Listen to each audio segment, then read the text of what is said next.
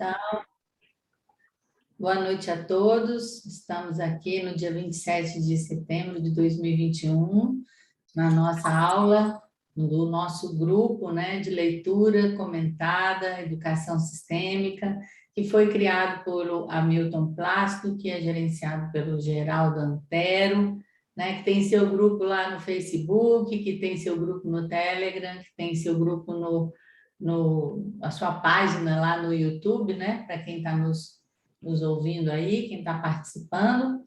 E nós estamos, nesse momento, lendo o livro Histórias de Sucesso, de Bert Hellinger, que na edição em PDF está na página 22 e no livro impresso está em que página, pessoal? Na página 22 também, no livro impresso. Na página 22 também. E hoje, Domingos vai fazer a leitura e eu, Isabela Oliveira, ajudo aqui com os comentários. Muito obrigada, Domingos, pela leitura e vamos começar. Deter-se. Um movimento iniciado por nós detém-se mais tarde ou mais cedo, chegando a seu fim. Muitas vezes, vira-se e movimenta-se em direção contrária. Aniquila aquilo que tinha alcançado antes. Um sucesso, por exemplo, que vai longe demais, inverte-se depois de um tempo. Transforma-se em seu oposto. O que isso significa para os sucessos de nossa vida? Prevemos seu fim ou sua inversão. Pulamos a tempo do trem em andamento, antes que pare, e começamos de imediato algo novo desde o início. Esse novo também permanece apenas por um certo tempo. Também aqui percebemos quando alcançou seu ápice, e seu sucesso e sua significação começam a reluzir. Nós o soltamos antes que chegue ao seu fim e recomeçamos. Quem nunca para é o espírito. Tudo o que é criativo nunca para. O que significa para nossas empresas? Elas se renovam e crescem continuamente. Não existem sucessos velhos, só sucessos sempre novos. Só eles mantêm o impulso de nossa vida.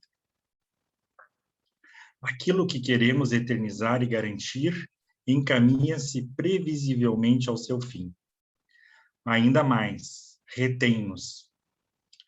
Este seria o outro significado de deter-se. Detém e retém ao mesmo tempo.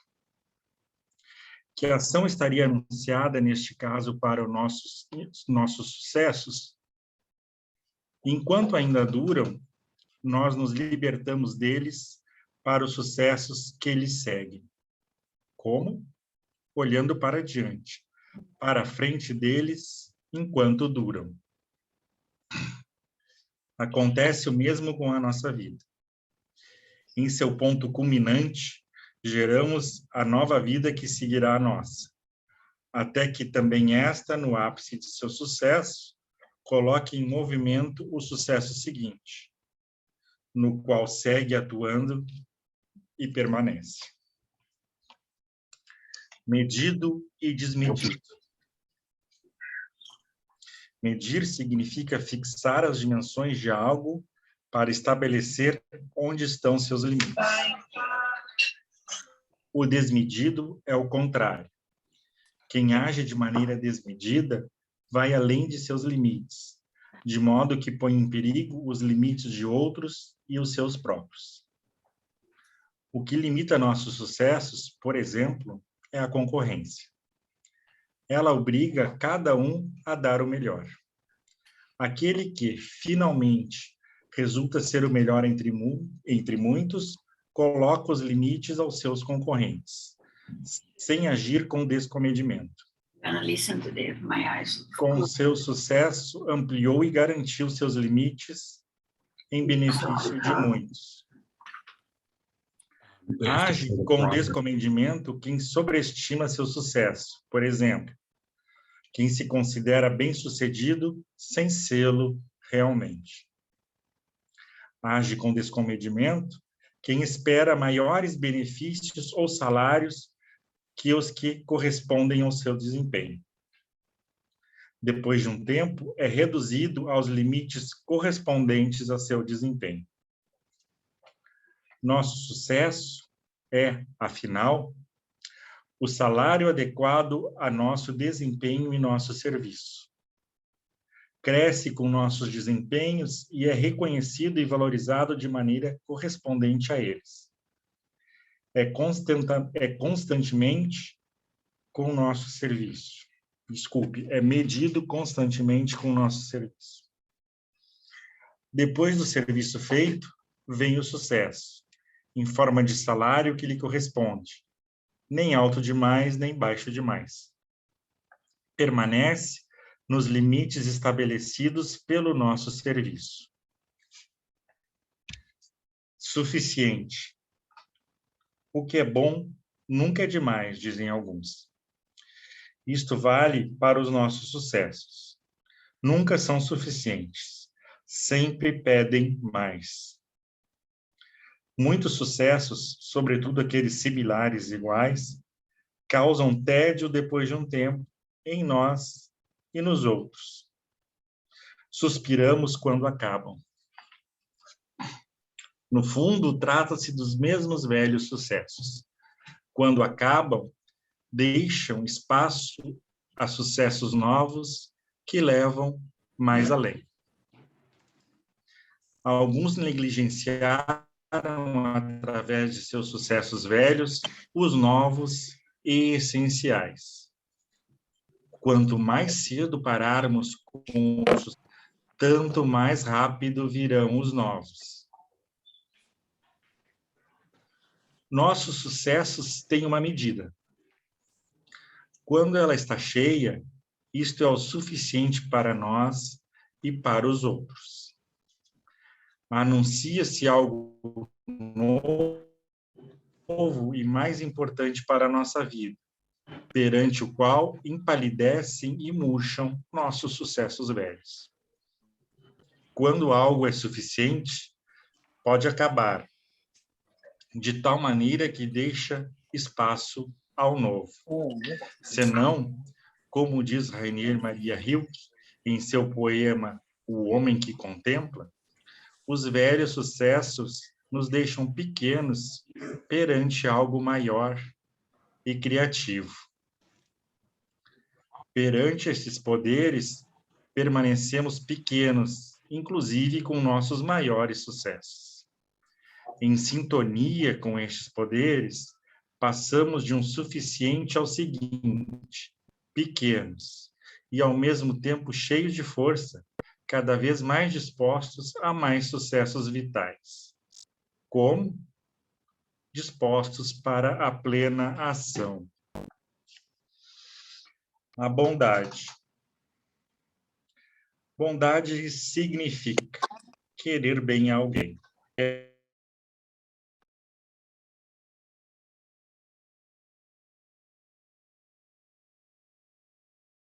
Ficou mudo, Domingos. Começa de novo a bondade, por favor. Então vamos parar e fazer a correção, já que ficou mudo. Ficou mudo. Vamos fazer o comentário. Olha aí o seu microfone, você viu? Agora vi, desculpe. Tranquilo. Bom, então, Bert Hellinger está nos explicando nessa parte, especificamente sobre como nós precisamos desenvolver uma determinada atitude, né? Então, assim, vocês se lembram que o primeiro livro que a gente leu foi Êxito na Vida, Êxito na Profissão. Como obter, né, e como manter esse sucesso, esses dois sucessos na nossa vida e na nossa profissão. E agora ele está nos ensinando algumas posturas essenciais. Ele está ensinando como fazer, né? Então, ele falou sobre o que é a profissão, explicou o que é o trabalho, de como essa profissão se relaciona com a nossa transgeracionalidade, ela nos escolhe, mas assim, agora você vai caminhando em direção à sua realização, ao seu sucesso. Aí ele nos ensina, primeiro, tudo tem um movimento, mas ele fala o seguinte, que qualquer movimento que nós iniciamos, ele, em algum momento, ele vai se deter, né? Mais cedo ou mais tarde, e ele pode se virar, ele pode inverter o movimento, ele podia ser um movimento de expansão e ele vira um movimento de contração. Esse movimento de contração pode aniquilar o que foi gerado. Então, esse movimento ele é constante e Bert Hellinger fala, olha, você tem que observar para quando alguma coisa está percebendo que alguma coisa está acabando, você tem que pular do trem antes que ela se acabe. E eu vi ele fazendo isso literalmente. Porque quando ele veio para Brasília, ele veio e foi um seminário maravilhoso, bombou. Aí o segundo, aconteceram várias coisas que ele disse, ele percebeu que aquele movimento tinha chegado ao fim, tanto que não sei nem se ele fez mais um seminário, nem sei se ele fez mais seminário dentro do Brasil. Assim como no final da vida ele também deixou tudo que ele fez para a Sophie, para sua esposa. Então, a gente precisa saber a hora de terminar algo, né? E a hora de se deter. Então, ele ensina o seguinte, ó, você está vendo o negócio andando, entendeu? Então, pula antes que para, solta antes que chegue ao fim, começa alguma coisa nova, porque o espírito é criativo, ele nunca para, e as empresas e as nossas atividades precisam se renovar continuamente. E aí ele fala uma frase de coach, né? Não existe sucessos velhos, só sucessos sempre novos, né? E quando a gente confia nesse movimento, a gente nunca sabe exatamente até que ponto ele vai, né? Quando eu, por exemplo, eu estou organizando todos esses treinamentos que eu estou fazendo agora, antes eu imaginei um treinamento, depois eu imaginei 3 cursos. Esses 3 cursos estão se dividindo em vários cursos. Isso está se mostrando toda uma outra coisa que eu nunca tinha imaginado. Então, isso não é comigo, isso acontece com qualquer um de nós quando nós confiamos nesse movimento, né? Com essas atitudes que ele nos ensina aqui. Então, ele fala, olha, aquilo que a gente quer garantir nos retém e nos detém. Então, ele nos ensina a nos libertarmos do sucesso e olhar para frente, olhar para diante. E depois ele fala sobre a medida, né? Que todo sucesso, tudo, absolutamente tudo tem uma medida, né? E eu também preciso, para poder ter sucesso, fixar dimensões para as coisas e lidar com limites, lidar com recursos também, né? Então, assim, eu tenho determinado recurso, eu posso, dentro daquele determinado recurso é que eu posso agir. Então, ele fala, aquilo que é desmedido é aquilo que vai além dos limites, né? E quando ele vai além dos limites, ele põe em perigo os nossos limites e os dos outros, né? E ele fala, olha, mas por um outro lado, esse limite acontece naturalmente, acontece assim na concorrência, onde aquela pessoa que é a melhor, por exemplo, limita a concorrência, coloca um padrão, um estándar para os demais, né? E aí ele fala sobre esse descomedimento que acontece todas as vezes que nós sobreestimamos o nosso sucesso, por exemplo, quando nós também sobreestimamos a nossa capacidade, a gente acha que deve receber algo maior do que a gente vale, realmente que o nosso trabalho vale, e ele fala, olha, inclusive com o passar do tempo, naturalmente vai acontecer um equilíbrio, o salário tem que ficar de acordo com a sua produtividade, digamos assim, não é essa a palavra que ele usa, né? E ele fala assim, ó, depois do serviço, o salário, nem alto, nem baixo, né? E esses são os limites que são estabelecidos por nosso trabalho. E agora vocês imaginem, se todo mundo fosse assim, e inclusive é muito interessante, porque aí existe, se vocês observarem bem, existe uma sabedoria muito fina, porque também nesse processo envolve algo que é muito pessoal, que tem a ver com o quê? Se o salário é dinheiro e dinheiro é o leite da mãe, entendeu? De que maneira que eu recebo esse leite da mãe, né? Essa nutrição. Então, depois ele vai falar o que é suficiente, né? Então vamos entender, não é alto, não é baixo, então o que é suficiente? Aí ele fala assim, por um lado, o que é bom nunca é demais, por exemplo, os nossos sucessos, né? Então eu tenho um sucesso, posso ter outro, e assim vai para frente, porque os nossos sucessos também geram um tédio depois de um tempo, né? Algumas pessoas se entediam mais rapidamente que outras. E quando os sucessos acabam, eles deixam espaço para outra coisa. Então, não ter uma relação com o sucesso de querer segurar o sucesso, né? Que mais? Quando ele é suficiente para nós, quando é suficiente para os outros, para que ele tem necessidade de existir? Então, ele pode acabar. E aí, em sintonia com esse movimento, que é sempre bem sucedido, que sempre está levando tudo para o sucesso, nós vamos para o próximo sucesso vital, que é o que ele fala assim, próximo sucesso vital. Próximo sucesso vital não é necessariamente ganhar mais dinheiro. Isso pode estar presente no meu sucesso vital, mas qual é o meu sucesso vital na minha vida nesse momento? Qual é o tema, o assunto da minha vida que está encalhado? Porque se a gente tem uma, por assim dizer, uma percepção sistêmica sobre nós mesmos, tudo aquilo que está sendo excluído, que não está sendo resolvido na minha vida, que não está sendo olhado, está impedindo o meu sucesso, né? Então, vamos agora às perguntas, aos comentários e, se não tiver nenhum, a continuidade da leitura. Uma pergunta, Domingos? Tem que ativar. Ah, pronto, ativou. Professora Isabela, no meu caso, sou servidor público, né? Não vou largar uma carreira, enfim. Mas, por outro lado, eu noto também que a introjeção, digamos assim, a assimilação e a introjeção desses conhecimentos da família Stelling mudaram essas perspectivas e esse próprio modo de trabalhar em tudo, toda uma reciclagem de vida, né? Mas, assim, fica difícil imaginar, talvez o sucesso não seja mudar de carreira, então. Ou largar aí essa para ir para uma outra, eu não sei. E por que não pode somar? Pois é, poderia somar também, né? É o melhor, porque aí você garante aquilo que te sustentou até agora e que pode seguir te sustentando para que esse novo chegue, entende? Assim, e procurando fazer isso dentro dos limites que te são possíveis dentro da sua condição de servidor público, né? Eu vivo isso também e é assim que eu enxergo. A sua falta de apoio comigo é algo gritante.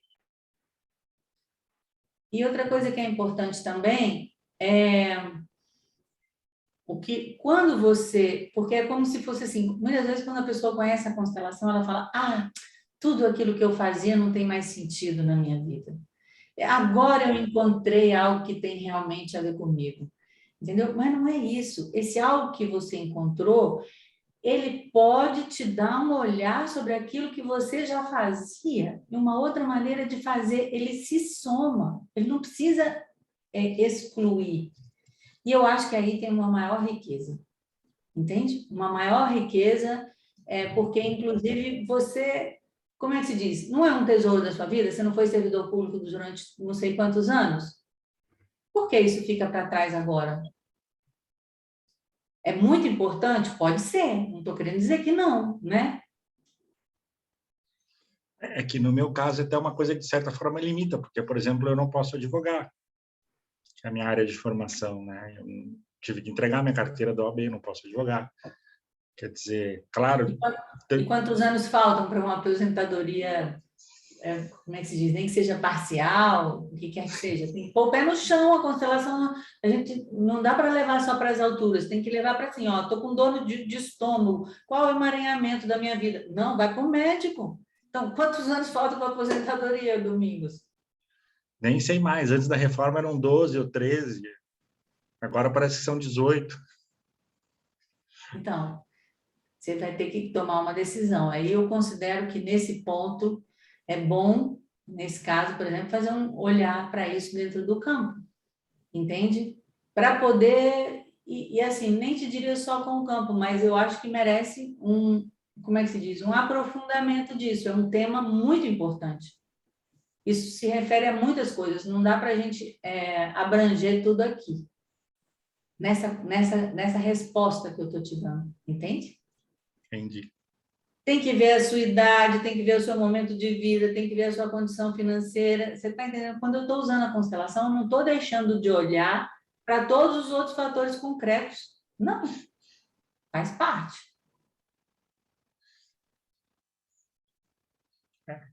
A minha ideia sobre isso é ir devagarinho, né? e implementando isso na minha vida e vamos vendo o que é que dá, sem o objetivo da mudança, ou perspectiva, ou sem intenção, né?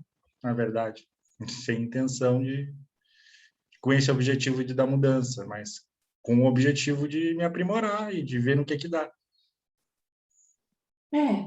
E se conformando um pouco com os limites, tá entendendo? Então, assim, no meu caso, por exemplo, com o meu limite, eu posso ter uma empresa que eu não sou administradora e eu tenho um limite de horas que eu posso entendeu? Qual é o limite que a sua condição dá para você poder viver também em harmonia, né?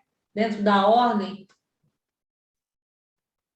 Que necessidade é essa que você tem de fazer algo novo? Essa necessidade pode ser outra coisa sem ser advogar, pode ser mediação, pode ser outra coisa, entende? Entendo. Obrigado. De nada. Mais alguma pergunta, algum comentário?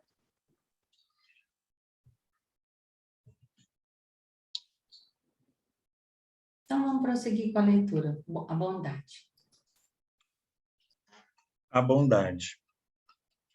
Bondade significa querer bem a alguém. Quero bem a ele tal como ele é. Como se mostra essa bondade? Da minha parte, deixo que os outros sejam como são. Em minha presença, podem mostrar-se como são, sem temer que eu faça alguma objeção. Por isso, nós nos sentimos bem perante pessoas bondosas. A pessoa bondosa também é boa para si mesma. Ela é boa para si mesma, tal como é. Também é boa de coração. A pessoa bondosa fica como é, ou torna-se mais para si e para outros através de sua bondade, porque é boa. A bondade permite frutificar muitas coisas ao seu redor de uma maneira boa. Geralmente basta com que a pessoa esteja presente, sem fazer nada, como o sol, que ao brilhar faz com que a vida prospere. A bondade acaba assim que fizer distinções. No momento que faz distinções, prefere uma coisa ou outra.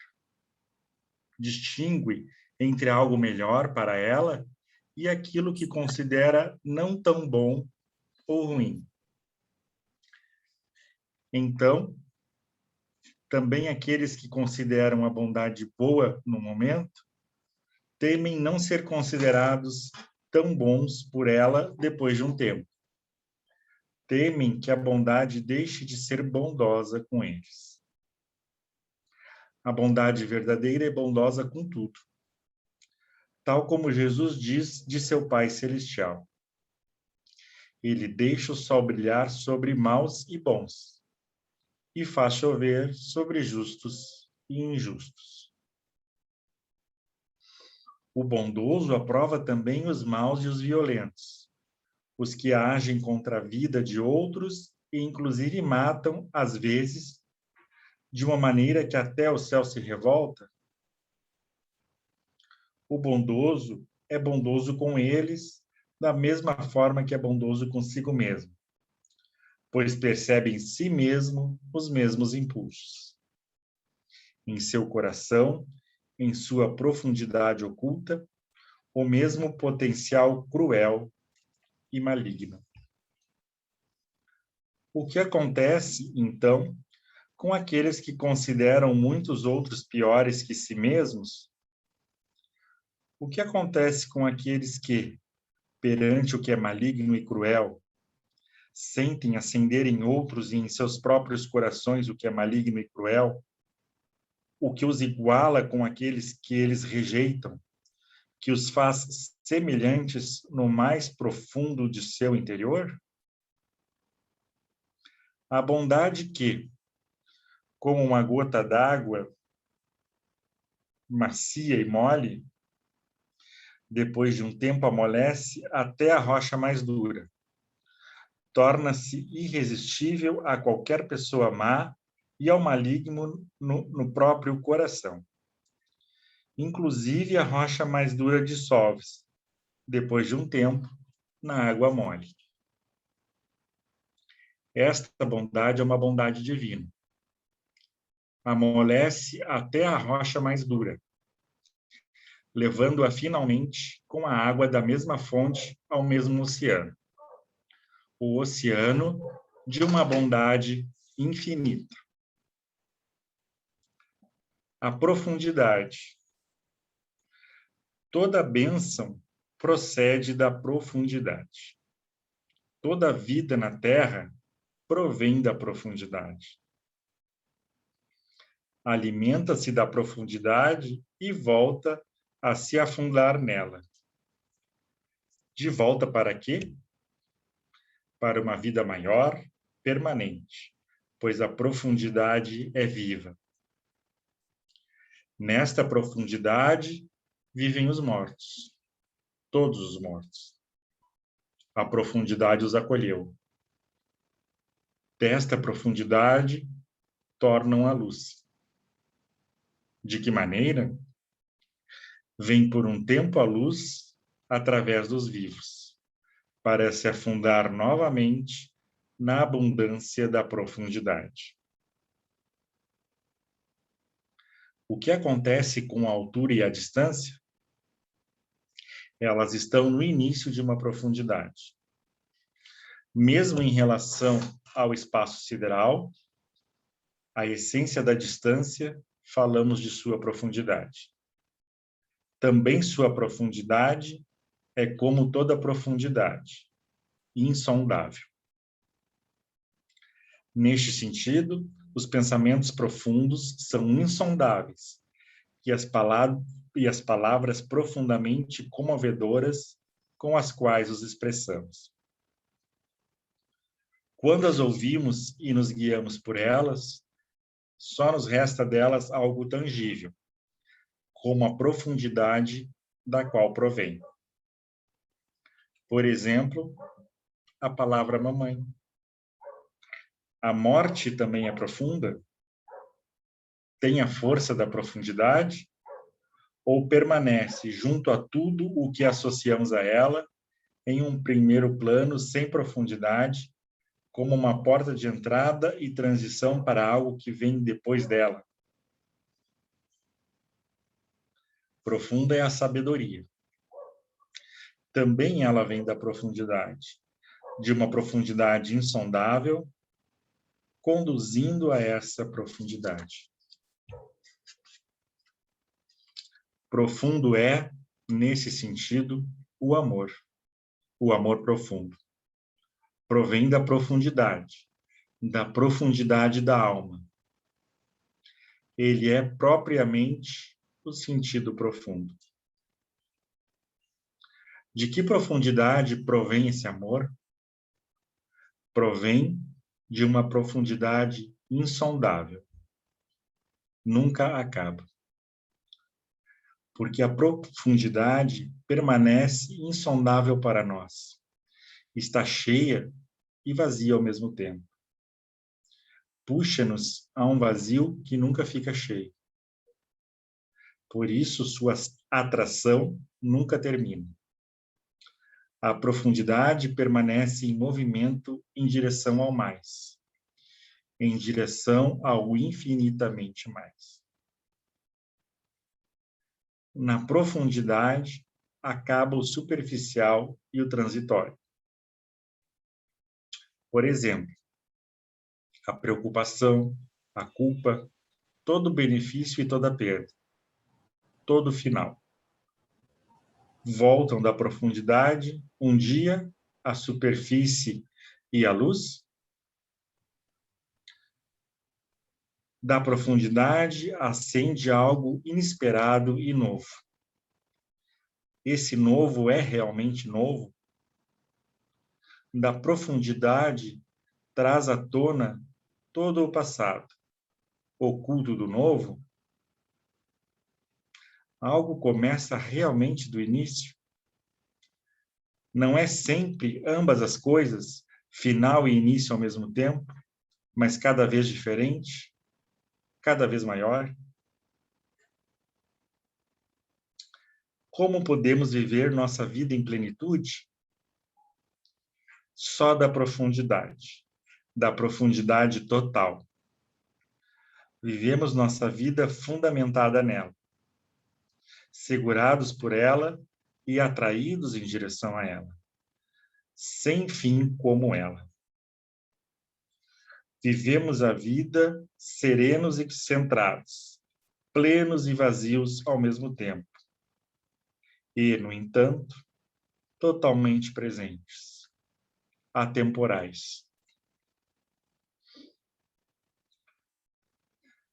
A morte. Ok, porque é muita coisa. Tem que saborear um pouquinho essa leitura, que é muito conteúdo.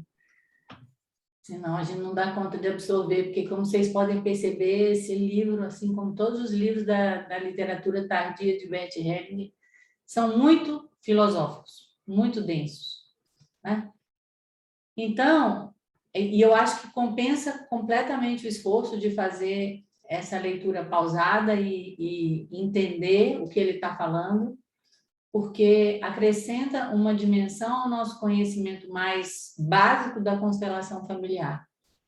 Então, ele fala mais uma vez sobre uma postura, né? Poderíamos dizer como um meta-sentimento nesse caso, que é a bondade, né? Ou seja, ele fala, olha, bondade é querer bem a uma pessoa, mas essa bondade que ele está falando é aquele querer bem a essa pessoa do jeito que ela é, né? Desde que os outros sejam do jeito que eles são, mas essa bondade também é boa comigo mesmo, né?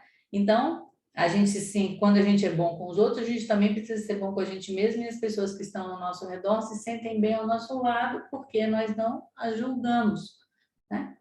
E aí só essa presença, só esse estado de presença já frutifica muitas coisas ao nosso redor, e ele faz uma analogia dessa bondade que ele está falando como a bondade do sol ou da chuva, né, que na parábola bíblica fala que, na palavra bíblica, que traz a luz para todas as pessoas, a chuva para todas as pessoas, sobre os bons e os maus, os justos e os injustos, o que quer que seja, né? Então, ele fala sobre esta bondade, não é qualquer bondade, né? E essa bondade, ela inclui, inclusive, os cruéis e os malignos. E aí vocês observem. Em primeiro lugar, porque ela se reconhece em si mesmo a existência desses impulsos malignos. Então, eu sou boa com esses impulsos malignos, me mantenho dentro desta bondade em relação a essas pessoas cruéis ou malignas, ou essas situações, e ele diz que essa bondade ela é poderosa no sentido de como a água mole em pedra dura é capaz de amolecer essa rocha dura, essa crueldade, e levar tudo isso para uma bondade infinita, como a água vai em direção ao mar, né? Então, a chave dessa bondade é uma postura filosófica, essa postura de ser bom para o outro assim como ele é, mas isso tem que ser feito também em relação a mim, né? Ela é levada a um extremo nessas situações de crueldade e de malignidade, mas ao mesmo tempo ou seja, ela me traz uma fortaleza, ela me traz uma confiança, e com isso eu lembro sempre, isso não elimina que você realize algo, não é uma bondade estática, do tipo assim, eu sou bom e isso significa então que eu não posso fazer nada para transformar a realidade ao meu redor, não tem nada disso, isso aqui é uma postura, a ação segue esta postura, com certeza. E depois temos também o que ele fala sobre a profundidade, que eu acho que isso é o que merece uma reflexão da nossa parte. Ele fala, olha, absolutamente tudo provém da profundidade. Ele fala a bênção, a vida, né? A vida se alimenta dessa profundidade, depois ela volta a se fundir nela, né? Ela fala que essa profundidade é uma profundidade viva, é a profundidade onde vivem os mortos, é a profundidade que acolheu os mortos, né, que de uma certa maneira vem à luz até através do nosso trabalho dentro da constelação familiar, das configurações, e depois retornam para essa profundidade. Aí depois ele fala sobre critérios físicos, né, sobre a profundidade. Altura e distância fazem, na física, a profundidade, né? Ele fala assim, olha, mas isso é o início da profundidade. A profundidade é mais do que isso, né? Ela é insondável, na verdade. Aí ele fala, olha, esses pensamentos e essas palavras que estão em sintonia com essa profundidade insondável, quando nós ouvimos ou damos atenção a eles, de uma certa maneira, no caso dos pensamentos, algo intangível dessa profundidade se manifesta através dessas palavras, desses pensamentos. E aí, como sempre, Bert Hellinger nos traz para o mais básico da vida. O que desperta a palavra mamãe? Né? Que profundidade é essa que essa palavra desperta em todos nós? E por que através dessa palavra se transforma uma relação entre duas pessoas? É uma palavra que não tem nem como descrever o significado. Agora, por outro lado, ele fala, olha, e a morte? A maneira como nós percebemos a morte, a maneira como nós percebemos a morte faz jus à sua profundidade, de uma certa maneira? Tem profundidade? Ou ela fica no primeiro plano e a gente não consegue abrir espaço para essa profundidade? Aí ele fala, profunda é a sabedoria, né? E tem uma profundidade insondável que a conduz. Ele fala da existência de um amor profundo que vem dessa profundidade da alma, que vem desta profundidade insondável, esse amor que é um amor que nunca acaba, que permanece insondável e como a profundidade como um todo, ela permanece insondável, e olha o que ele fala, cheia e vazia ao mesmo tempo, né? Ela nunca, a sua atração nunca termina, ela permanece em movimento em direção ao mais, né? Nela acaba tudo que é superficial e é transitório, né? Ele fala também, vamos ver quem está com o microfone aberto.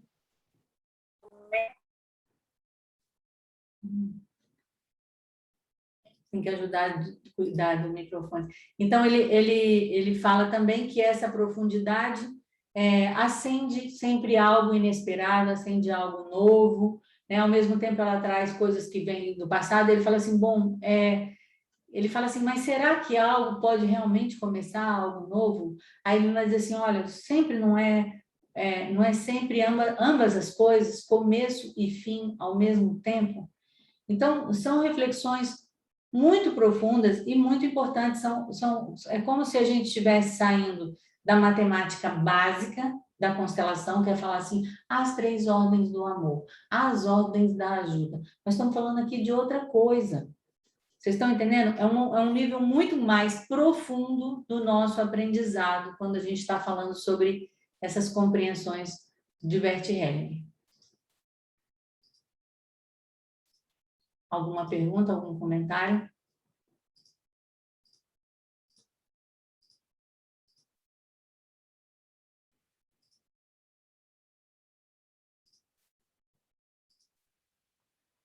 Isabela, posso perguntar?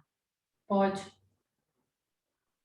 Esse começo e fim ao mesmo tempo, será que quer dizer que você termina algo e começa outro? Ou é um começo e fim de uma mesma coisa? É um começo e fim de uma mesma coisa. É um ciclo. O Ouroboros,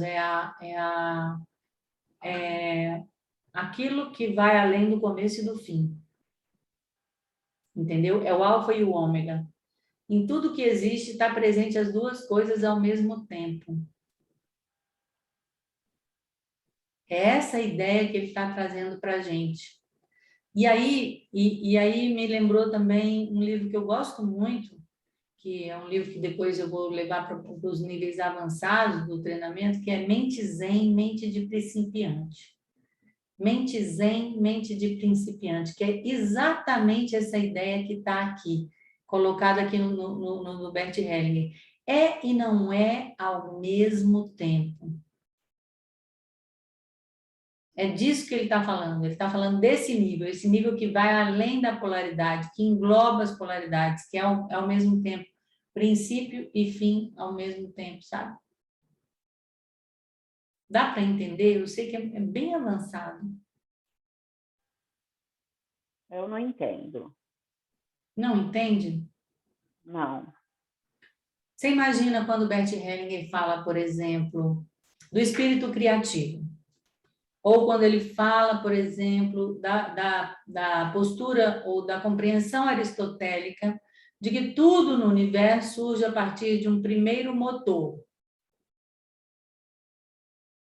Entende? Esse primeiro motor segue em movimento eterno, por assim dizer. Então, dentro deste movimento, não tem nada que existia antes dele, e também não tem nada que vai existir depois dele.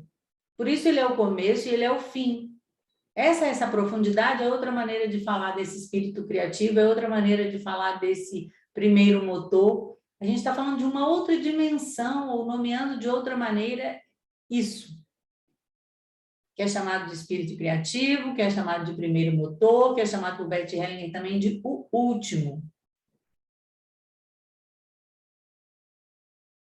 Então, todas essas palavras Bert Hellinger usa para descrever isso. Que somos nós mesmos uma manifestação, uma parte, que quer que seja, de um mistério. Ficou mais claro? Acho que eu entendi. Alguma coisa muito maior, né? Não é Isso. algo meu, eu começo algo e termino algo. Não. Começo outro. É Não. algo assim, de um ser divino mesmo, né? Esse ser a divino, essência. ele é começo e ele é fim, ele é o todo, ele é o universo, né? Isso, Que é exatamente. esse espírito criativo, né? Isso, exatamente. É disso que ele está falando, é desta profundidade, desse espírito criativo, deste último, deste motor universal que começou e que contém tudo. Entende? É disso que ele está falando. É algo que nós participamos, nós somos isso também. Não estamos separados. Aliás, hoje eu vi assim, criaram lá na CNN um navio nuclear de 300 metros supersônico para salvar a Terra. Aí eu pensei assim, cá comigo, mas o que eles estão salvando mesmo? É como se eu estivesse salvando algo que é externo a mim. É uma sensação tão estranha essa separação que o homem faz de si mesmo em relação à natureza, em relação à Terra, em relação ao universo. Não sei, algo a se pensar.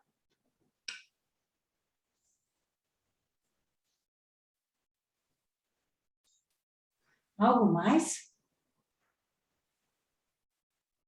A Ana, levantando a mão. É só um comentário, né? Quando a senhora Obrigada. fala da natureza, assim, é uma sensação mesmo, que enquanto a gente se tratar como seres apartados da natureza, como algo que está fora da natureza, a gente vai continuar esse instinto predatório mesmo, de destruição, né? Eu sinto que a constelação, ela é sempre esse convite para a gente voltar para a unidade, sabe? De não separar, de compreender que nós somos natureza. A então, natureza agora não é repete uma coisa tudo. que está fora. Repete tudo na primeira pessoa do singular. Eu Sou. Eu sou. Eu sou natureza. Eu sou o todo, né? Parte do todo. Eu não estou apartada disso. Exatamente. Nós somos um só. Isso. De verdade. Quando eu maltrato o outro, eu estou me maltratando. Exatamente. É como assim, isso o monge Thich Nhat Hanh, ele fala, como pode, essa mão, se faz mal para essa outra mão, eu vou querer cortar essa mão? Como que eu vou ficar sem essa outra mão? Eu preciso das duas mãos. Isso. Essa é a ideia da questão do que gera a exclusão. Eu estou cortando algo do qual eu faço parte. Né? Estou excluindo algo que eu faço parte. Mas veja bem, mente zen, mente de principiante. Mas também existe uma outra etapa. Por exemplo, eu não sei se vocês sabem, aqui em Brasília não está dando mais aula, mas ele dava uma aula aqui na UNB e eu recomendo. O nome dele é Paulo Coelho, igual o nome do escritor Paulo Coelho. Mas ele era um professor de budismo, ele era um professor da UNB e uma pessoa extremamente graduada no estudo da filosofia oriental e do budismo. E ele disse assim, o que aconteceu quando? Porque houveram muitos Budas. O Siddhartha Gautama é o Buda histórico. O que acontece? Como o budismo é muito científico nesse aspecto, eles investigavam os vários planos da realidade. Então, um plano onde aquilo que era e não era. Então, quando o Buda alcança aquele grau de Buda, né, ele alcança porque aqueles outros mestres, aquelas outras pessoas que tinham ali já tinham galgado até aquele nível e ele foi a um nível um pouco acima daquilo. Ele descreveu um outro plano. Então, a ideia é um plano onde é e não é. Por exemplo, mente zen, mente de principiante. A morte. A morte. Com a morte, algo acaba. Mas também algo não acaba. Entendeu? É uma mente, é um universo onde cabem os paradoxos, onde cabe o princípio e fim, cabe o que é e não é. Entende? De uma certa maneira, isso está presente dentro da filosofia oriental e dentro da constelação familiar, dentro da filosofia de Bert Hellinger, ele nos leva a esse lugar também. Por quê? Tem a ver, todo o trabalho do Bert Hellinger tem a ver com a filosofia de Lao Tse, do Tao Te Ching, que é tudo aquela ideia o Lao Tse, ele era o mestre que era novo pela frente e velho por trás. É a ideia do todo que vai além das partes, né? Da complementaridade das partes, de como, igual ele falou em relação ao sucesso, quando o nosso sucesso chega no ápice, ele vai acabar. Assim como o Yang chega no máximo, surge o Yin. Entende? É essa ideia que está por trás desse pensamento, dessa filosofia, dessa sabedoria que o Bert Hellinger nos ensina. E aplicamos à nossa vida, ao nosso cotidiano, aos nossos problemas mais elementares.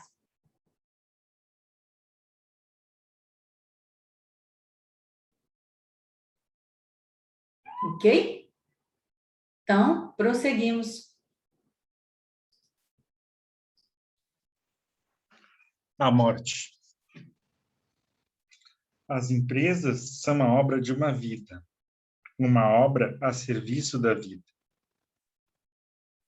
Nelas atua um movimento que, depois de um tempo, torna-se independente, de maneira tal que elas continuam como se tivessem um princípio vital próprio, independente daqueles que lhes deram vida. Neste sentido, são como seus filhos. Continuam vivendo como seus filhos. Andam sobre seus próprios pés quando seus autores abandonam um cenário da vida e outros continuam interpretando em seu lugar o jogo da vida. Da mesma maneira que os pais, quando envelhecem, retiram-se paulatinamente da vida de seus filhos. Deste modo, os empresários saem paulatinamente da vida cotidiana de suas empresas, quando a obra de sua vida segue seu caminho, também sem eles. Cedem a direção a outros, que continuam dirigindo em seu lugar aquilo ao que deram vida. Pode ser que sua empresa ainda leve seu nome, mas logo aqueles aos que ela serve relacionarão esse nome cada vez mais com seus produtos. O nome de seu autor e sua lembrança passam ao segundo plano, até afundarem com ele no túmulo. Como encaramos como empresários, seja no campo que for, o final de tudo aquilo que foi conseguido? Imaginamos o final antes de ele chegar. Internamente, atravessamos antes um limite, como se passássemos a um outro espaço, inclusive a uma outra vida, na qual aparece apagado o que aqui termina, porque devemos começar outra coisa. Depois de retornarmos, a nossa vida cotidiana. Como? Alegres. Fazemos com que nossa luz brilhe de outro modo sobre nossas empresas e sobre aqueles aos quais servem. Nós deixamos a eles seu próprio tempo e vamos com outro tempo. Como? Plenos e serenos para o próximo que espera por nós, abertos e vazios. A perspectiva. A perspectiva sempre vai à frente. Esta perspectiva tem futuro. Vai em direção a algo maior e vai para o mais. Quem quiser ter sucesso, olha sempre para a frente. Movimenta-se em direção ao sucesso seguinte e novo. Assim como nossa perspectiva, assim será nossa ação. Assim como nossa perspectiva, assim será nosso ânimo e nosso impulso. De onde vem essa perspectiva? Abrange-nos de fora? Ou abrangemos com ela tudo o que virá? Algo que virá e deverá vir, porque colocamos no nosso campo de visão? A perspectiva cria aquilo que vê. Cria-o com confiança. Nossa perspectiva se torna criativa na medida em que a queremos. Ainda mais, nossa perspectiva arrasta muitos outros. Ao mesmo tempo, a perspectiva está acordada. Coloca o olhar em muitas coisas e está a caminho com ele. Portanto, como começa o nosso sucesso? Começa no interior, em nosso espírito, com uma perspectiva. Esta perspectiva é otimista. De onde a perspectiva tira seu impulso? Da plenitude do sucesso que outros veem em nosso trabalho. Esta perspectiva nunca procura algo que nos falta. Transborda daquilo que já temos. Dá em vez de tomar. Serve a uma coisa e, através disso, ao progresso de muitos. Onde está nosso sucesso? Já está a caminho com nossa perspectiva em relação a ele. A decisão. Nossa ação decisiva começa com uma decisão. Ela põe nossa ação em movimento. Toda decisão é uma ousadia e, às vezes, uma aventura de resultado incerto. Muitas vezes é uma decisão corajosa. A decisão certa chega no momento adequado. Se a tomarmos rápido demais, logo lhe falta a força para se impor. Se a tomarmos tarde demais, vai mancando atrás do sucesso.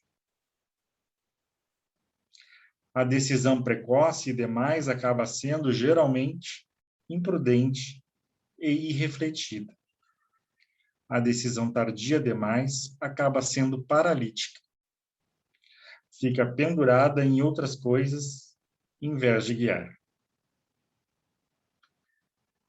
Com nossa decisão, fazemos o começo. Apenas isso. Depois dela vem o seguinte, que faz com que a anterior avance. É uma decisão nova, seguida por uma reflexão e uma percepção novas. Frequentemente, afasta-se da primeira decisão, pois esta apenas pode cumprir-se mediante uma nova. Toda decisão é provisória. Não podemos descansar numa decisão velha nem confiar nela. Permanecemos em movimento mediante novas decisões permanentes. Assim acontece com a nossa vida. Para continuar, precisa permanentemente de decisões novas. Assim acontece com todo sucesso. O sucesso seguinte vem com a decisão seguinte, com uma decisão decidida. Ela tem efeito naquilo que decidimos com força, com amor. A precaução. Devemos ser cautelosos quando há uma ameaça em perigo. Este perigo provém, geralmente, do exterior e, às vezes, do interior. Nós nos expomos ao perigo externo estando acordados. Nós o medimos, avaliamos como evitá-lo ou, se necessário, como ir direto a seu encontro, de igual para igual. Para poder afrontar um perigo com sucesso, a precaução precisa de decisão e coragem. Estes fazem com que os outros sejam também cautelosos conosco. A precaução hesitante, com a qual nos afastamos em vez de avançar, não nos deixa alcançar o grande sucesso. Ele foge dela. A precaução bem-sucedida anda de mãos dadas com a coragem alerta que nos torna capazes de olhar de frente um perigo ou um acontecimento ameaçador. Ainda há uma outra precaução. O ditado alemão, por exemplo, diz: a cautela é a mãe do vaso de porcelana. Quer dizer que lidamos com precaução com nossos recursos, nossas ferramentas e com as pessoas de cuja colaboração depende nosso sucesso.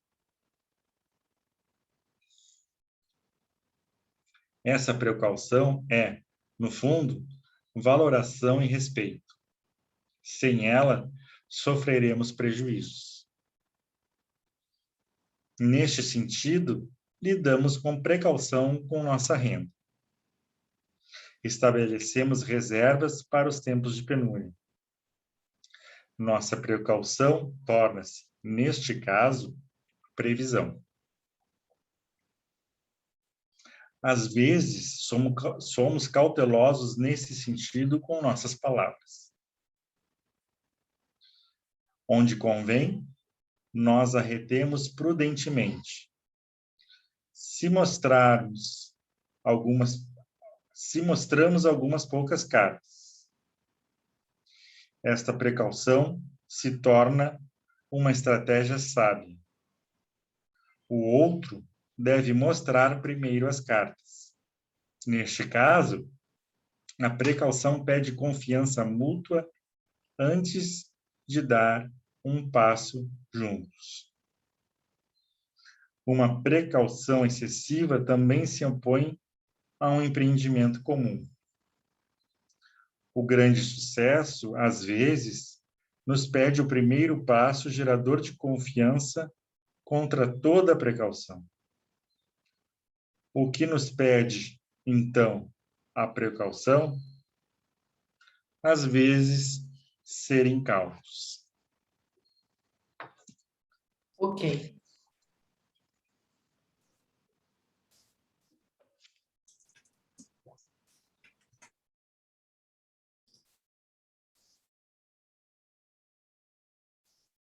Então, vamos recolher o que o Bert Hellinger nos fala agora sobre a morte. A morte é um tema transversal também dentro da obra do Bert Hellinger. Ela surge em todos os assuntos, em todos os temas abordados. E aqui agora ele está falando sobre a morte nas empresas, né? Então ele fala, as empresas são a obra de uma vida, de uma pessoa, mas elas parecem que ganham vida.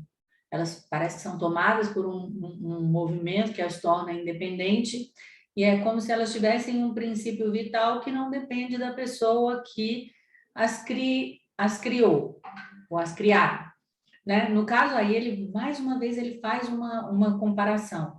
No caso, a empresa se parece aos filhos, né? Daí a importância do empresário tá bem com a mãe, porque elas parecem com os filhos.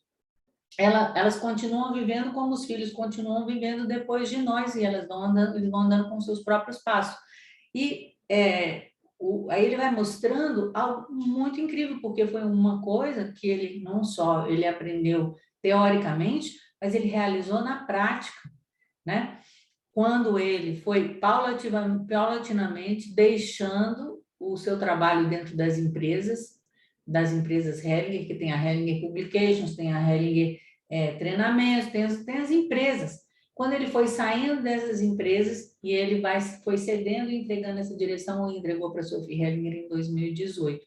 Né? Aí ele fala, bom, como é que um empresário, então, precisa encarar o final? Sempre a mesma coisa. O processo também acontece num nível anímico, num nível psicológico, assim, no nível da alma. O que isso significa?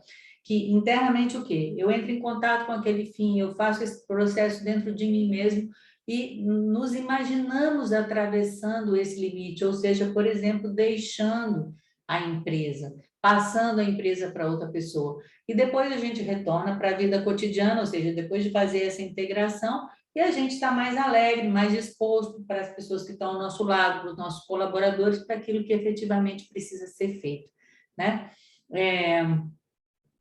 E aí ele fala sobre a gente estar, então, abertos, plenos, né? Faz esse movimento de entregação, está aberto e pleno para algo novo, ao mesmo tempo aberto e ao mesmo tempo vazio, ou seja, sem estar carregando dessa experiência do passado algo para o futuro. Depois ele fala sobre a perspectiva, porque a perspectiva ela é muito importante para os nossos sucessos. Então, a perspectiva e todo o trabalho do Bert Hellinger vai para frente, assim como esse primeiro motor que nós sempre falamos, né? Ele vai para frente para algo maior, para algo mais. Então, quem quiser ter sucesso tem que olhar para frente. Então, mas aquilo que aconteceu no passado, no meu relacionamento, não sei o quê, na minha infância, na minha empresa, com a minha mãe, tal. Não, o sucesso segue para frente, para aquilo que vem, para aquilo que é o seguinte. Então, ele fala, olha, só que é mais do que isso, porque de acordo com a sua perspectiva, você vai dirigir a sua ação e, ao mesmo tempo, você vai, como é que eu posso dizer? Vai realizar o que você tem que realizar. E essa perspectiva, ela cria a sua realidade. Então, assim, se eu tenho uma perspectiva, se eu olho para trás e fico reclamando, ou fico presa, que é que eu acho aquele passado idílico, maravilhoso, o que eu estou criando com essa minha perspectiva?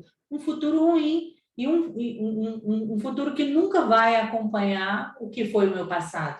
Está entendendo? Então, por isso ele fala que a nossa perspectiva, com a nossa perspectiva, começa o nosso sucesso, né? E a gente precisa estar acordado, porque a nossa perspectiva, especialmente a perspectiva de um empresário, de uma pessoa que está numa posição de liderança, ela tem a possibilidade de arrastar a muitas pessoas.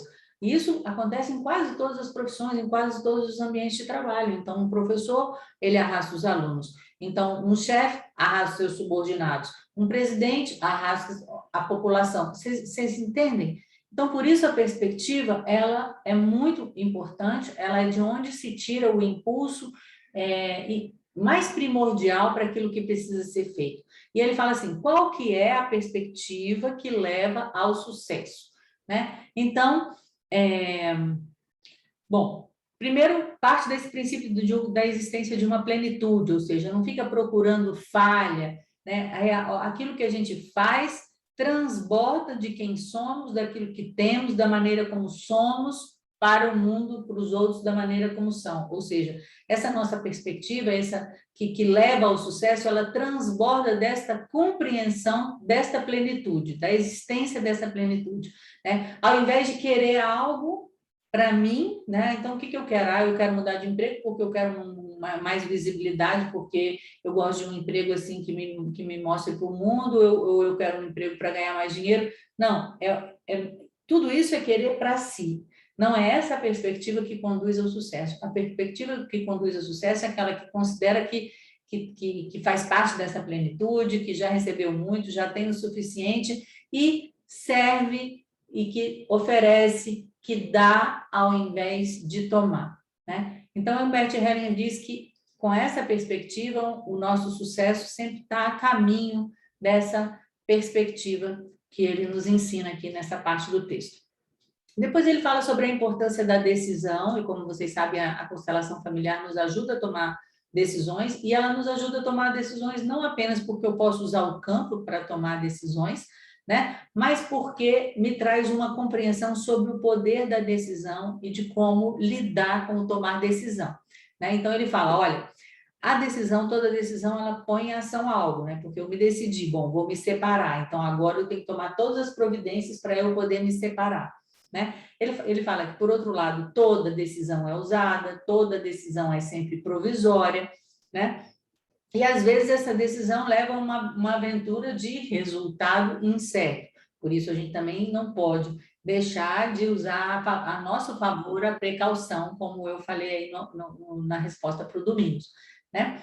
E ele fala, olha, a decisão certa chega no momento adequado. Parece até eufemismo, né? Assim, uma repetição. Você fala, olha, a decisão certa chega no momento adequado. Nem é cedo demais, porque se é cedo demais, você não tem força para realizar aquilo que precisa ser realizado, é como se não tivesse madura, a decisão leva a ações imprudentes e refletidas, ou ela pode vir tarde demais. Aí ele fala, olha, aí essa decisão ela está manca, e ela está manca porque ela vai mancando ao sucesso, porque ela ainda está paralítica lá em alguma coisa que aconteceu no passado, ela fica pendurada em outras coisas e ela não consegue ir para frente. Então, o timing da decisão, né? O timing da decisão. O que mais que ele fala?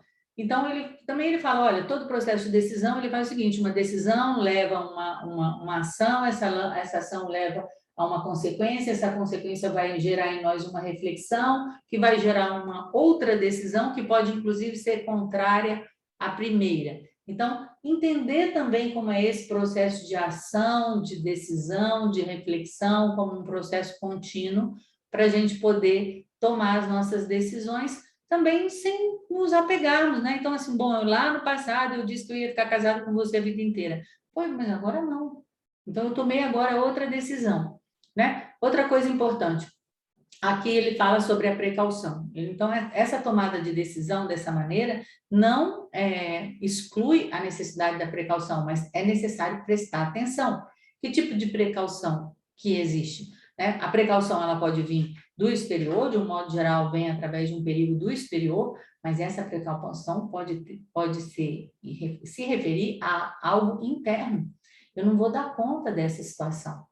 Eu sei que se eu continuar seguindo dessa maneira, eu vou ter uma crise, ou isso vai me fazer mal. Então, eu também tenho que ter um olhar para os perigos externos, mas também para ter o que aquilo representa dentro de mim, né? E ele mostra que, para poder enfrentar um perigo com sucesso, é necessário uma decisão, ou seja, eu não posso ficar no meio do caminho, faço ou não faço, faço ou não faço, faço ou não faço, e uma coragem para seguir essa decisão, e todo esse processo que a gente já falou sobre ele. E se você tem uma precaução que ela fica hesitando, né?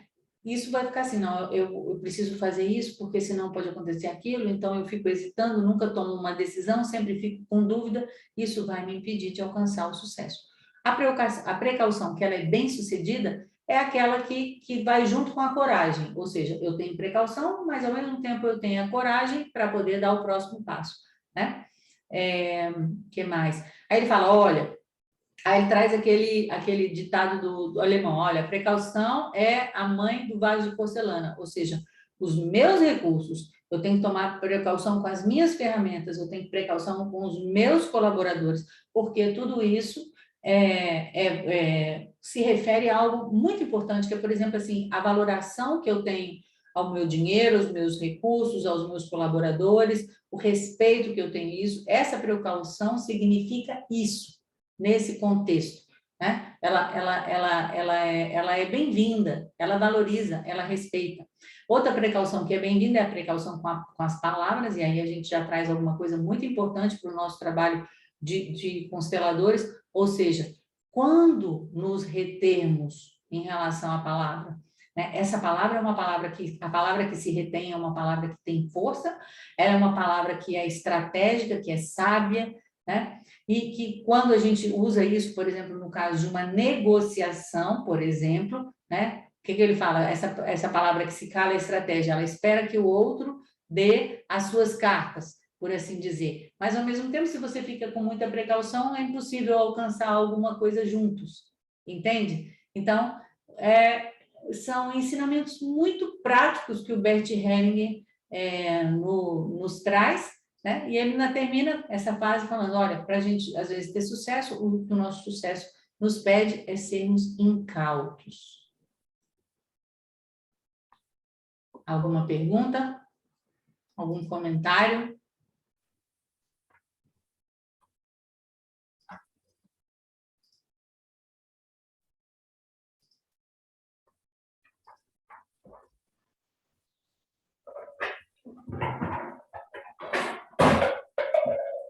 Alguma pergunta, algum comentário? Não? Então, vamos para o próximo item, por favor. Ah, peraí, mas a gente já passou do nosso tempo. Tem alguém que tem um tema pessoal para hoje?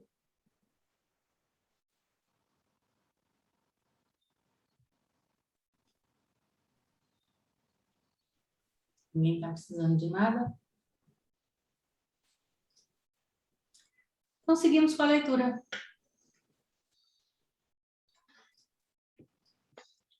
A pobreza. A pobreza parece ser o contrário do sucesso. Sem sucesso, alguém empobrece.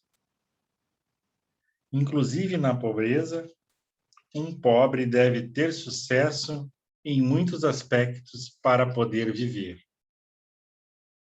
A habilidade para poder sobreviver na pobreza provocada, por exemplo, pela desgraça ou uma catástrofe, transforma-se numa excelente conquista para os pobres.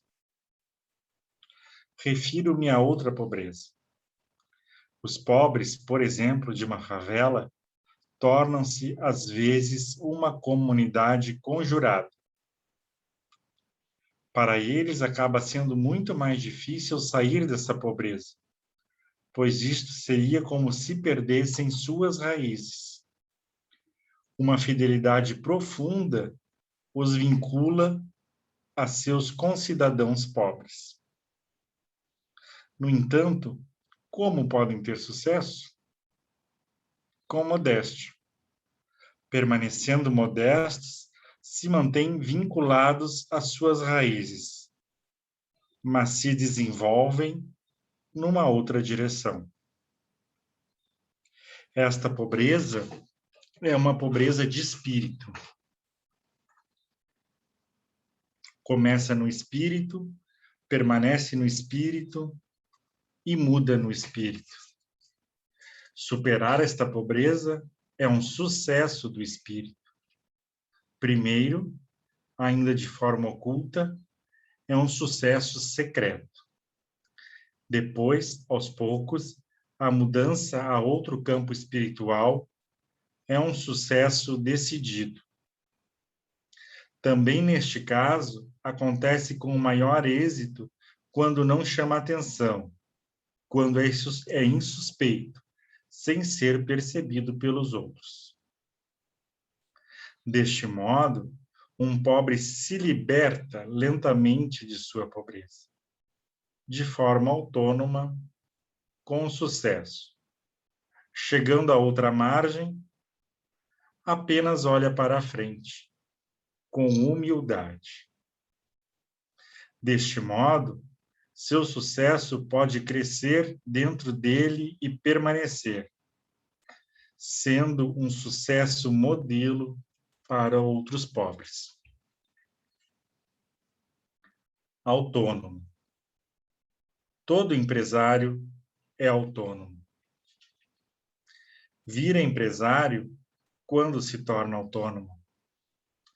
Passa de empregado a empregador. Guia ao invés de seguir. Também há empresas associadas nas quais vários autônomos se unem numa sociedade. Mesmo trabalhando unidos, cada um continua sendo autônomo em sua área. Continuam sendo sócios autônomos, como num escritório de advocacia, por exemplo. A questão é: em que medida um empresário continua sendo autônomo? Cede, às vezes, sua autonomia a outros? Por exemplo, a seus investidores? Os investidores servem a ele ou ele lhes serve predominantemente?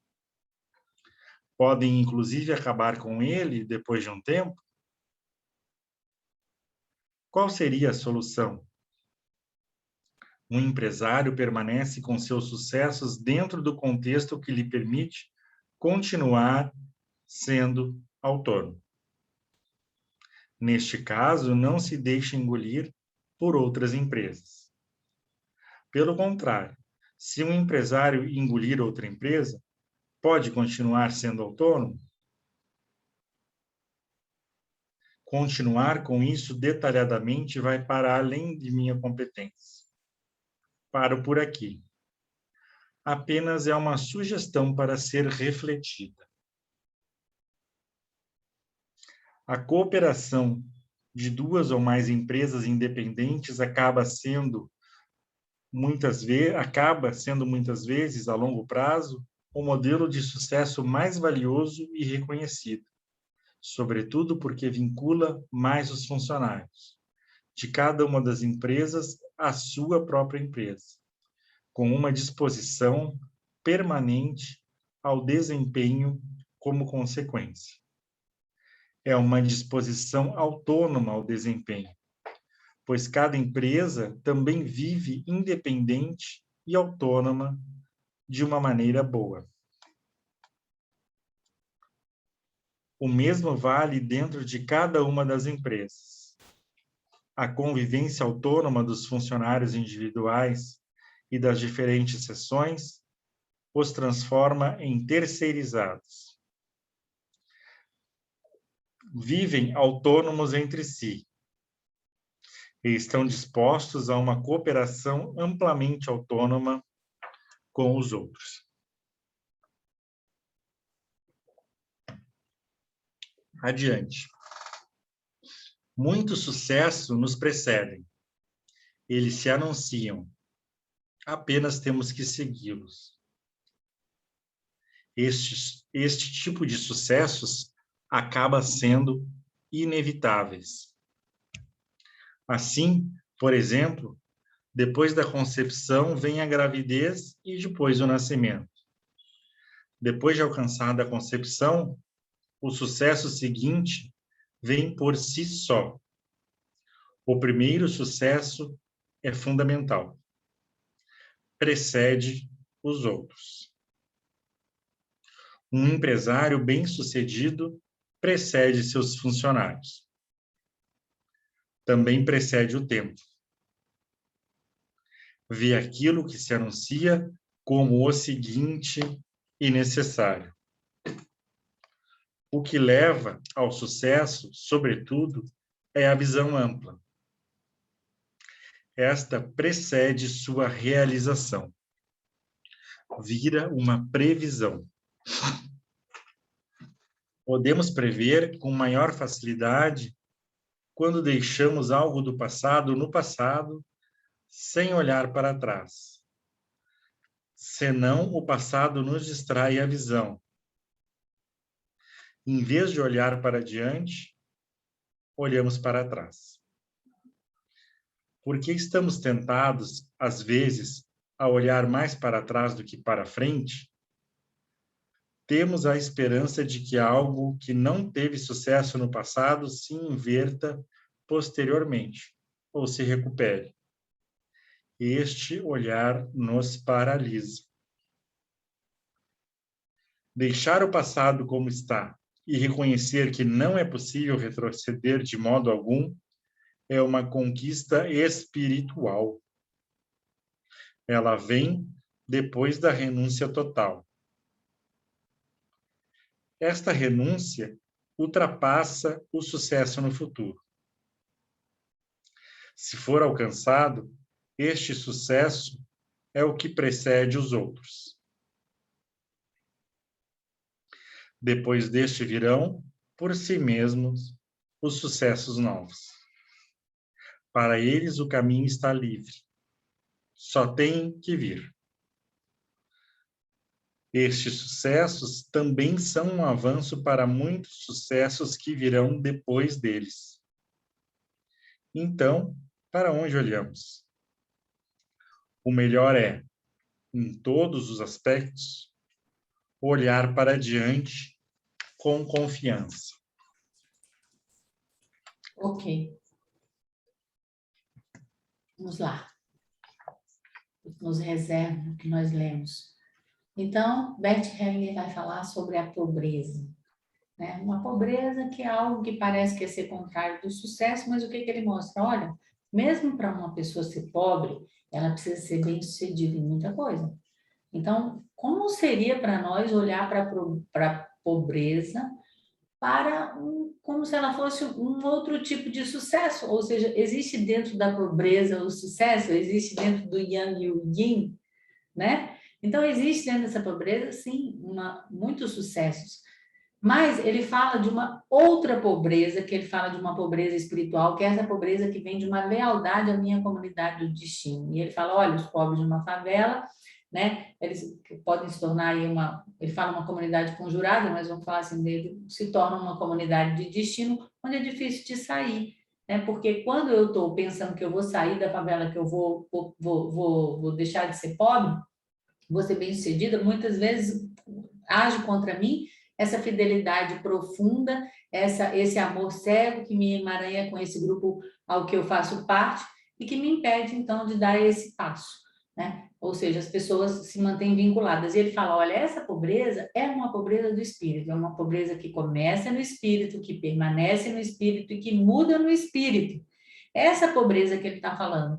Né? E como é que se supera essa pobreza? Aí ele fala, em primeiro lugar, internamente. Depois vai fazendo uma mudança externa, mas uma mudança, olha, ele fala, quanto mais caladinha, entendeu? Quanto mais ela acontece silenciosamente, melhor.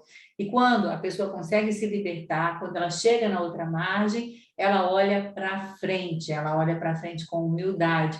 E aí esse sucesso, ele pode durar, ele pode permanecer e, ao mesmo tempo, ele pode ser um exemplo para outras pessoas serem bem-sucedidas dessa mesma comunidade.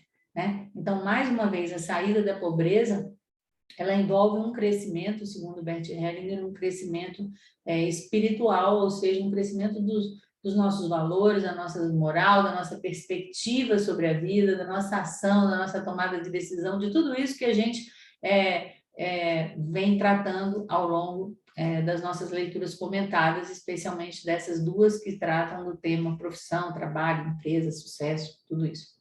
Depois ele fala sobre o significado de ser autônomo, de uma certa maneira, a importância de ser autônomo, e mostra que todo empresário é autônomo, ele, ao invés de ser funcionário, ele se torna um guia, ao invés de ser guia, ele se torna um guia, né? Ao invés de ser funcionário, ele se torna empresário. E aí ele fala, até que ponto que um empresário é autônomo? Né? Então, ele vai ceder a autonomia dele para outras pessoas, aí no caso das grandes empresas, ele já vai pensar na questão dos investidores, aí os investidores começam a querer, de uma certa maneira, conduzir a empresa, né? E aí começa aquela dúvida, quem está servindo a quem? São os investidores que servem ao empresário ou é o empresário e a empresa que servem aos investidores? Qual seria a ordem adequada para que pudesse haver sucesso dentro da empresa?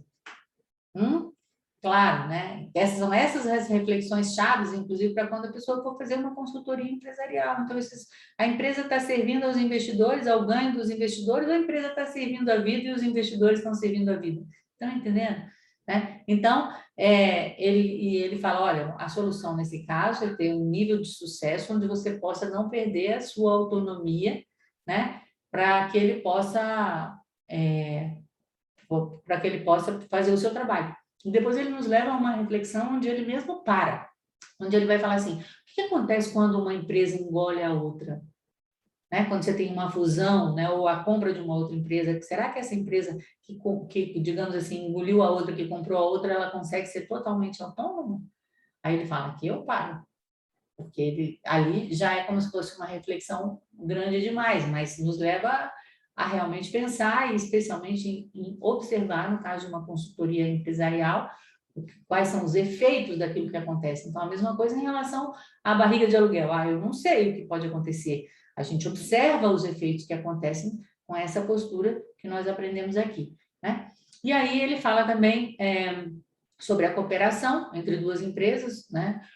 Que eu acho que é um modelo que mais e mais tende a vigorar no mundo, ou seja, a gente tem pessoas que têm empresas que se associam com outras pessoas que têm empresas e assim vão prestando serviços uns aos outros, né? E isso faz com que cada um na sua empresa, né, com seus funcionários se vinculem, se tornem mais fortalecidos, têm mais compromisso com o desempenho e ao mesmo tempo se mantém a autonomia, né? Isso é uma cooperação muito interessante, um modelo de cooperação dentro das empresas muito interessante, ou seja, não é mais necessário que todo mundo seja de uma empresa só, uma mesma hierarquia, eu tenho networks. Depois ele fala sobre adiante, né? Ou seja, ele fala sobre essa perspectiva que acompanha o sucesso, né? Ele fala, olha, muitos sucessos nos precedem e alguns sucessos levam inexoravelmente a outro sucesso, como é o caso da concepção, que vai levar a um nascimento. Então, eu falo, muitos sucessos nos precedem, eles se anunciam, a gente apenas tem que seguir esses sucessos e eles acabam sendo inevitáveis. E aí, esse primeiro sucesso, como a concepção, esse primeiro sucesso vai determinar os outros sucessos, né? Depois, ele fala o seguinte, que o que leva ao sucesso é essa visão ampla, que vem em primeira medida do funcionário, do empresário, que precede o funcionário, que precede a empresa, que precede tudo. É essa visão ampla do empresário que vai preceder a toda a realização e que acaba virando uma previsão, né? Mas ele fala assim, mas que tipo de previsão é essa que esse empresário pode ter partindo de tudo isso que ele nos ensina? Ele fala que é uma previsão que vai deixando aquilo que o passado está no passado, né? Porque se eu fico com o passado no passado, né, eu tenho mais força e mais liberdade para poder estar voltado para o futuro. Mas ele fala que esse deixar o passado no passado é uma conquista espiritual, que vem depois de uma renúncia de que aquele passado pudesse ter sido diferente do que ele foi, ou que ele pudesse ser algo que se complete num futuro. Entende? Então, a perspectiva sobre o passado e, em última instância, essa capacidade de poder deixar o passado passar, ela é muito importante para o nosso sucesso.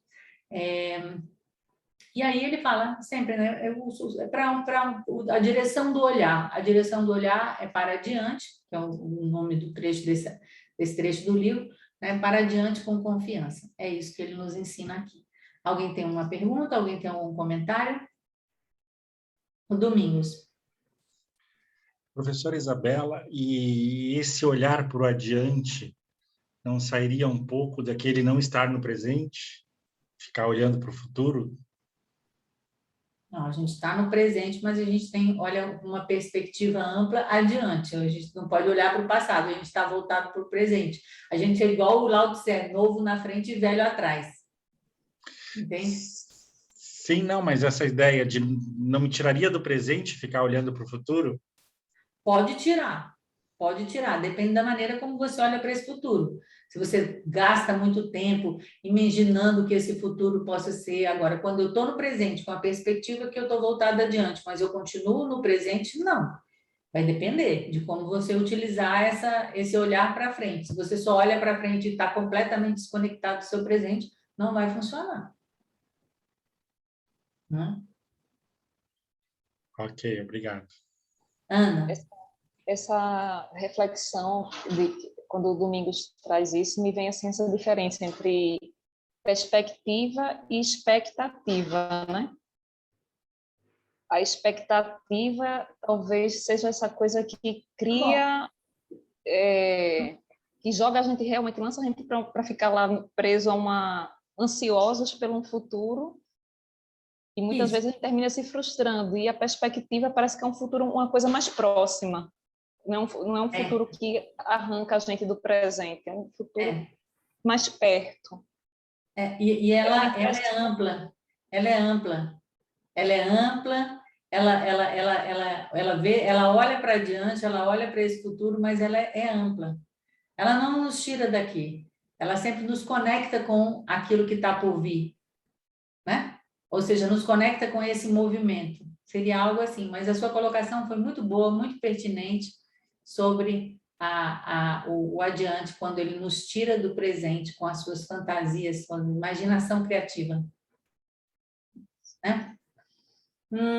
Então tá, pessoal, acredito que por hoje é só, agradeço a todos vocês e deixo aqui um convite na quarta-feira, vamos ver se o Geraldo pode nos ajudar, nós vamos fazer uma aula aberta, uma aula prática, com exercícios lá na minha turma do curso online, né, o curso teórico online de constelação familiar, todos são bem-vindos, a gente vai enviar o link, todo mundo que participar vai receber um caderninho de exercícios, que é como a gente está fazendo esse trabalho lá. Tá bom? A aula se chama Eu e Minha História, e para vocês já tem um spoiler, né? O final da aula é deixar toda a história para trás.